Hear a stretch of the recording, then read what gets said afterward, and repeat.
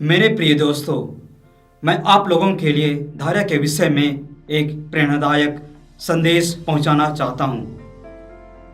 धैर्य हमारे जीवन में एक महत्वपूर्ण भूमिका निभाता है।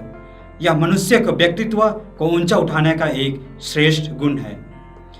धैर्यवान व्यक्ति विपत्ति आने पर भी अपना मानसिक संतुलन बनाए रखता है और हंसमुख होकर विपत्ति पर नियंत्रण करते हुए दुख से बचने का सरल मार्ग खोज लेता है। इस गुण के कारण वह सुख और दुख के समय प्रसन्न रहता है। जीवन के हर एक समय में समान रूप से कार्यशील बना रहता है। धैर्य के गुण को प्राप्त करके मनुष्य में सहन शक्ति आ जाती है। वह न केवल अपने लक्ष्यों को मानसिक संतुलन बनाए प्राप्त करता है, बल्कि दूसरों को उचित सलाह देने के लिए भी तत्पर रहता है। मनुष्य को जीवन के मार्ग पर चलते हुए अनेक कष्टों का सामना करना पड़ता है, अनेक संघर्ष करने पड़ते हैं, परंतु इन कष्टों का सामना धीरज रखकर ही किया जा सकता है। हमारे सामान्य जीवन में संघर्ष और चुनौतियों को तो चलता ही रहता है, परंतु धैर्य की परीक्षा बाधाओं के आने पर ही होती है। मेरे दोस्तों, परेशानियां हमारे विवेक और मानसिक संतुलन को चुनौती देती है। जो इस परीक्षा में पास हो जाता है वही एक संतुलित व्यक्ति है। संसार में जितने भी महापुरुष हुए हैं, उनकी महानता का कारण है धैर्य एवं विश्वास। धैर्य और विश्वास की शक्ति जीवन की वो कुंजी है जो हमें शक्तिशाली बनाए रखता है। हमें जीवन की सभी अच्छी चीजें तब आती है जब हम धैर्य के साथ उसका प्रतीक्षा करते हैं। अगर हमें किसी भी चीज को हासिल करना है तो हमें उसे रातों रात हासिल करने की उम्मीद नहीं करनी चाहिए। प्रकृति हमें धैर्य के माध्यम से कई पाठ पढ़ाती है। एक नन्ही चींटी सिखाती है हमेशा धैर्य के साथ आगे बढ़ने के लिए। जैसे 10 में से 9 बार असफल होने के बाद वह दाना लेकर अपने बिल तक पहुंच जाती है। कबीरदास जी धैर्य के विषय में बतलाते हैं कि एक बीज को पौधा बनने में एवं उस पौधे को फल देने में समय लगता है। जिस प्रकार हम सभी को धैर्य के साथ इंतजार करना चाहिए। धैर्य का मतलब यह नहीं कि कर्म ना करना और सिर्फ फल का इंतजार करना। कर्म तो जीवन का एक आवश्यक प्रक्रिया है। जैसे बीज को पानी एवं खाद की आवश्यकता होती है, सिर्फ बीज बो देने से फल नहीं मिलता।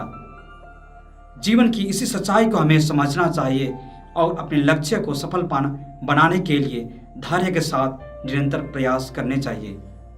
अतः धैर्य तो वह है जो हमें सफल बनाता है। मैं आप लोगों को नेल्सन मंडेला का उदाहरण देना चाहता हूं, जिसने धैर्य के बलबूते पर पूरी दक्षिण अफ्रीका के रंगभेद की तस्वीर बदल दिया था। नेल्सन मंडेला को रंगभेद विरोधी के संघर्ष की वजह से 27 वर्षों तक रोबिन के द्वीप में रहना पड़ा, जहां उन्होंने कोयला खनिज का काम किया। नेल्सन मंडेला ने कभी अपना धैर्य नहीं छोड़ा। अंततः 1990 में गोरे सरकार से हुए एक समझौते के बाद उन्होंने एक नए दक्षिण अफ्रीका का निर्माण किया। उसके बाद नेल्सन मंडेला दक्षिण अफ्रीका एवं समूचे विश्व में एक रंगभेद का विरोध करने के प्रतीक बन गए।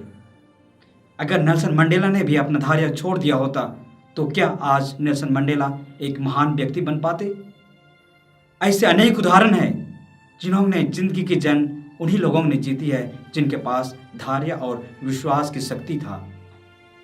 जीवन की सच्चाई यह है कि जब हमारे वर्तमान समय बुरा चल रहा है तब धैर्य से चुनौतियों का सामना करने की जरूरत है। आप लोग उस चुनौतियों के वक्त को गुजार देते हैं, वही लोग उस वक्त के अनुभव से सीखते हुए बड़े बन जाते हैं। आज के युग में हमारे नए जीवन में सहनशीलता का अभाव है। यही कारण है कि धैर्य की शक्ति का विकास नहीं हो पा रहा है। जीवन में क्रोध, ईर्ष्या और मन में सहनशीलता का अभाव है। हमें धैर्य की कमी होती जा रही है। यही कारण है कि हमारे जीवन के समस्त व्यवहार बिगड़ती जा रही है। इसलिए आज के समय में सहनशीलता बनने की अति आवश्यकता है। हमें यह भी नहीं भूलना चाहिए कि हमारे धैर्य का सीधा संबंध न केवल हृदय और मन से होता है, लेकिन हमारी समझ से भी होता है। आपने महसूस किया होगा, यदि आप हड़बड़ी में पढ़ाई करते हैं तो चीजें आपको अच्छी तरह से समझ में नहीं आती है। आपका अनुभव रहा होगा कि हड़बड़ी में किए गए सारे काम अक्सर गलत हो जाते हैं। धैर्य को रखने का अर्थ है तेज रफ्तार से नहीं, बल्कि अपने आप में संतुलित बनाए रखना। यह वह तेज रफ्तार होती है जिसके लायक हम नहीं होते हैं। हमारी गति, हमारा शरीर, हमारे मन, हृदय, हमारी चेतना और हमारी आत्मा, इन सभी का आपसी संतुलन खो देता है यदि हम में धैर्य नहीं है।